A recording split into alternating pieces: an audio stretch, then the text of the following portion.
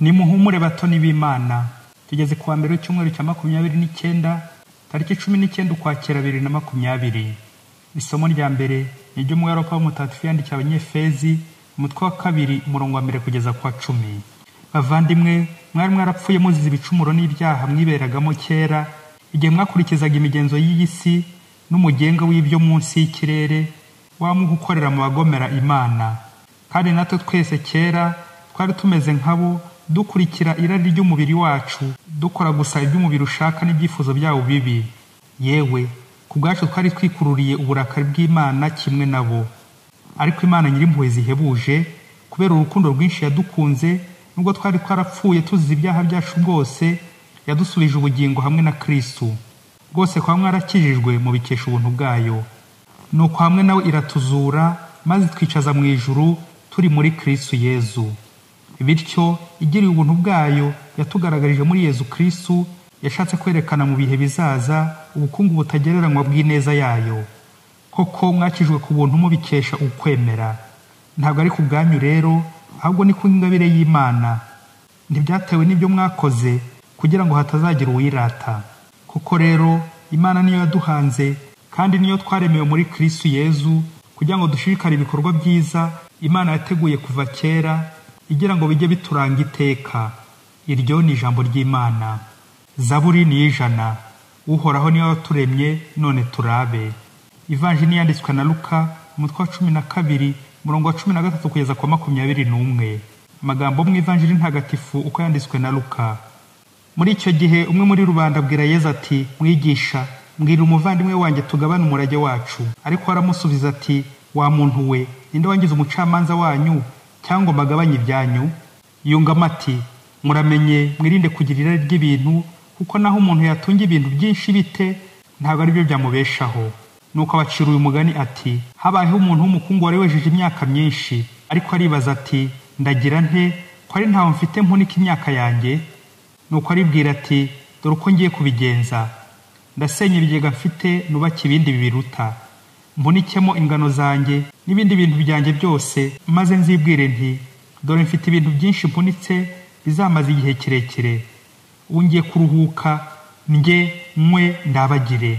Ariko Imana iramubwira iti, wakibura bwenge we, muri iri joro uri bunyagwe ubuzima bwawe. Ubwo se ibyo wahunitse bizabiryande?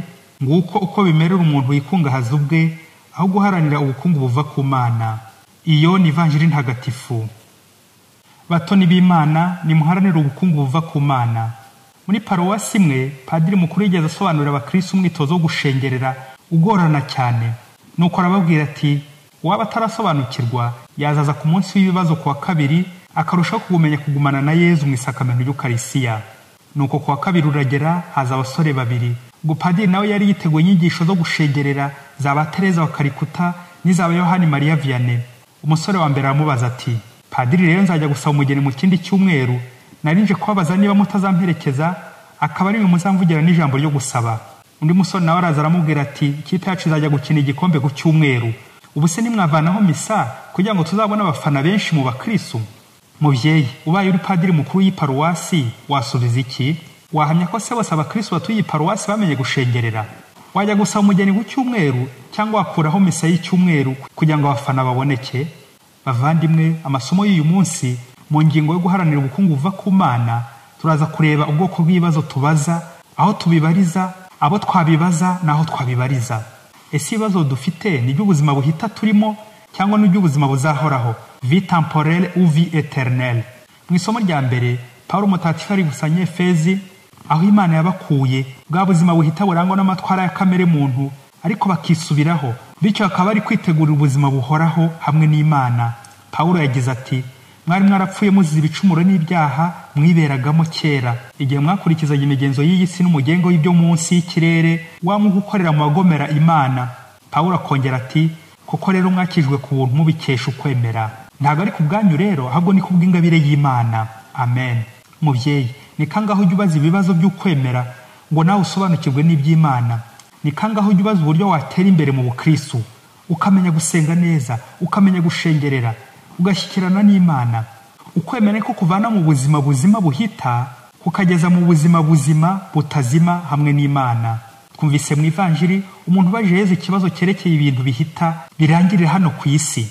Mu Bayisiraheli uburenganzira ku murage bwarubahirizwaga nk'uko tubisanga mu gitabo cy'ivugura amategeko umutwe wa 21 umurongo wa 17. Bityo bashobora gusaba abigisha les rabbins guhagarikira icyo gikorwa nk'abacamanza. Uyu nawe nibwo buryo aje kurebamo Yezu ati, mwigisha, mbwira umuvandimwe wanjye tugabane umurage wacu. Mubyeyi, ibibazo ufite ni bwoko ki? Ubibaza nde? Ese ujya umenya aho wabariza ikibazo ufite? Cyangwa wamera nka wa mwana wabonye ase ari kumwe n'abashyitsi nuko akazana isafuriya abaza se ati, papa, iyi safuriya urayikomba cyangwa nyikombe? Akenshi hari ubwo tubaza ibibazo byerekeza ku nda zacu tukibagirwa roho, bikarangira ibibazo byo mu gikoni tubibarije muri salo, bikaza kurangira isafuriya igeze muri salo. None dore uyu muntu iki kibazo abarije Yezu, ntawamurenganya kuko ntaramenya Yezu uwo ari we. Ntabwo azi ko ubwami bwa Yezu atari ubwa hano ku isi. Uyu muntu warakizingiye ku bintu by'isi, imirage, ubutaka, amasambu, imitungo y'isi iracyamuboshye. Nibwo Yezu uyu munsi atugira inama ati, mwirinde kugera ry'ibintu kuko naho umuntu yatunga ibintu byinshi bite ntabwo ari byo byamubeshaho, ahubwo muharanire ubukungu buva ku Mana, les biens éternels. Ubusaba buri gushaka kugura agatabo k'umukristo cyangwa Bibiliya ukabariza muri bara cyangwa muri boulangerie. Akaba mugabo avuye ku isoko yari yagiye guhahira abana umuceri, anyura mu ikabare, amafaranga yari afite yatsindamo. Nuko ageze mu rugo abana baramubaza bati, papa, kutatuzaniye umuceri kandi tugiye kuburara? Nuko asubiza abana ati, nukuri bana banjye, nazengurutse hose mbura umuceri, nabajije mu isoko ry'inkweto barampakanira, mbariza muri papetori barampakanira, mbariza muri kenkeyori barampakanira, mwumve ko nageze no muri farumasi nshakisha umuceri, hose barampakanira. Nuko abana bumvise hose se yashakiye umuceri ntibongera kuvuga, baratuza bariryamira. Mubyeyi, wasanga nawe ujya ushakira ishapure muri farumasi? Ese ibibazo byawe biganisha ku nda cyangwa kuri roho? Ni kangaho ujya ubaza ibibazo bya roho? Ibibazo byawe bigarukira ku isi cyangwa bizamuka mu ijuru? Wasanga ujya witinza mu mayira nk'uyu mukungu ukazenguruka za papetori, kenkeyori, amahoteli n'ahandi hose, ariko udakandagira mu kiliziya muganire na Yezu abariho umubariza ibyo ukeneye byose. Wasanga nanjye namera nk'uriya mukungu wari wejeje imyaka myinshi, akaba ajya ahugiramo gusa gupangira no gutunganya ibya hano ku isi gusa, akibagirwa icy'ingenzi, ubuzima buzahoraho, ijuru. Ese wowe ujya wibuka ko ibintu bya hano ku isi bidufasha kubaho muri ubu buzima buhita, anako dutegura ubuzima bw'iteka hamwe n'Imana, bityo tukaba duharanira ubukungu buva ku Mana, gusenga, kuririmba, gukora ibikorwa by'urukundo, tugafasha abandi kwegera Imana n'indi myiteguro myiza y'abari ku rugendo bagana mu ijuru. Mu mabonekerwa y'i Fatima ku itariki 13 z'ukwa gatanu 1917, Bikira Mariya yabonekera abana batatu. Lucia aramubajije ati, nzajya mu ijuru? Bikira Mariya aramusubiza ati, yego. Arongera ati, na Yasenta? Yego. Na Francisco? Bikira Mariya ati, yego nawe azajya mu ijuru, ariko agomba kuvugisha pure nyinshi. Amen. Lucia arongera n'amatsiko menshi abaza Bikira Mariya ku bakobwa babiri bari bamaze iminsi bapfuye. Umwe yari afite imyaka 16, undi 20, ati, ese bageze mu ijuru? Bikira Mariya aramusubiza ati, uwa mbere yageze mu ijuru, uwa kabiri ntiyagezemo. Babyeyi, mube maso, ijuru ririho, hari abarijyamo, hari n'abandi batarijyamo. Ese ishapure nyivuga buri munsi? Hamwe na Francisco tuvuga ishapure kenshi buri munsi nko Bikira Mariya bidusaba. Wasanga nanjye nirirwa nkora imirimo myinshi kandi ngashimwa n'abantu, ngakora ibikorwa byinshi by'amajyambere, ariko ntajya nibuka kubaza Bikira Mariya icy'ingenzi. Bikira Mariya, nzajya mu ijuru? Wasanga ashobora kunsubiza nka Francisco ati, ye, uzajya mu ijuru, ariko ujye uvuga ishapure kenshi, ishapure buri munsi.